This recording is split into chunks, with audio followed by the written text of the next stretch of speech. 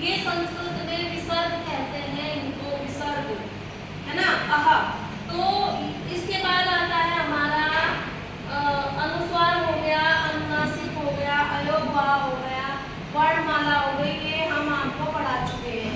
इसके बाद हमारा आता है नुक्ता।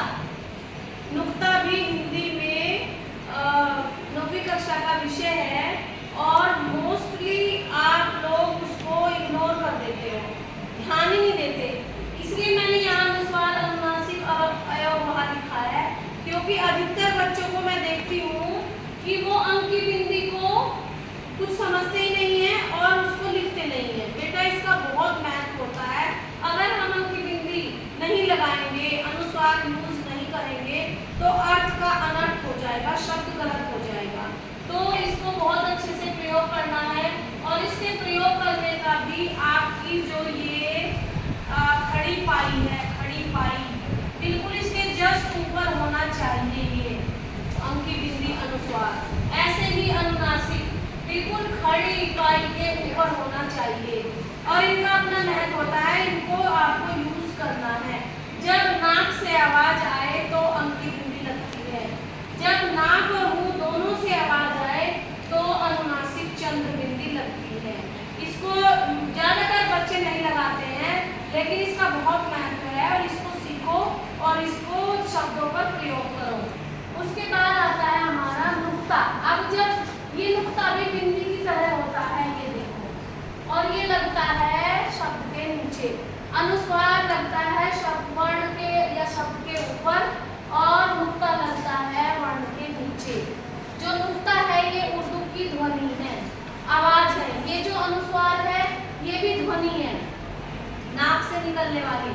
जैसे मैं बोलूं कि हमने बोला कंपन, तो म की आवाज आ रही है ना, तो इसके लिए पहले हम पंचमाक्षर, मैंने पहले उसमें पढ़ाया था कक्षा में, पंचमाक्षर अगर होगा तो हम उसको लिखेंगे आधा म, कंपन, कंपन, है ना। तो ये हो गया हमारा पंचमाक्षर। पंचमाक्षर आप लोगों को पता है, मैं पहले पढ़ा चुकी हूँ। और अगर इसको हम मानक हिंदी में लिखेंगे तो हम इसको लिखेंगे कंपन और यहाँ पर अनुस्वार लगाएंगे। इस अनुस्वार का अर्थ होता है आधा म, ठीक है। तो इसी तरह से नुक्ता है, ये सारी ध्वनियां हैं, ये मुंह और नाक से निकलने वाली, ये खाली नाक से निकलने वाली और ये गले से निकलने वाली अह।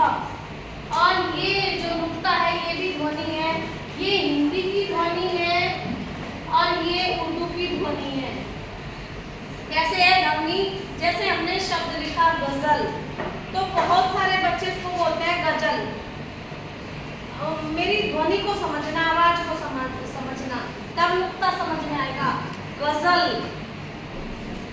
गजल, तो ये नुक्ता लगा है तब हम इसको गजल बोल रहे हैं। हिंदी में इसको बोलेंगे गजल, लेकिन अगर नुक्ता लग गया तो बोलेंगे गजल। तो आपके उच्चारण में भी सही होना चाहिए।